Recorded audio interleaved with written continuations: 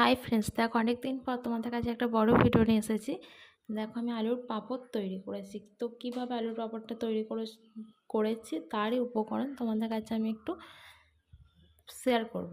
দেখো ফার্স্টে আমি এরকম সাইজে খানিক কটা আলু নিয়ে নিয়েছি। তারপরে আলুগুলোকে এইভাবে গোল গোল করে কেটে নেবে। তোমাদের মন চাইলে তোমরা খোলার সমেতও কাটতে পারো, আমি খোলার সমেত কেটেছি। তারপর নুন জলের মধ্যে একটু লঙ্কা গুঁড়ো, একটু লেবু, পরিমাণ মতো নুন দিয়ে এইভাবে গরম জলে সেদ্ধ করতে দেবে। হালকা সেদ্ধ হয়ে যাওয়ার পরে এরকম একটা ছাদে একটা কাপড় বেঁধে নেবে। এবার আলুর পাঁপড়গুলো মানে আলুগুলো একটা একটা করে ঠিক এইভাবে সাজিয়ে দেবে। দেখো ছাদে প্রচণ্ড রোদ ছিল, কিন্তু কি করব, একটু মানে ভালো কিছু খেতে গেলে তো কষ্ট করতে হবে। শানও দেখো আমার সাথে একটু হেল্প করেছে।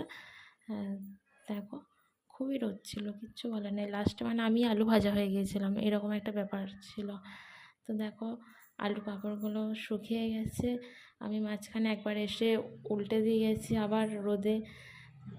তো দেখো আলুর পাঁপড়গুলো দেখতে খুবই সুন্দর হয়েছে, খেতেও খুবই সুন্দর হয়েছে।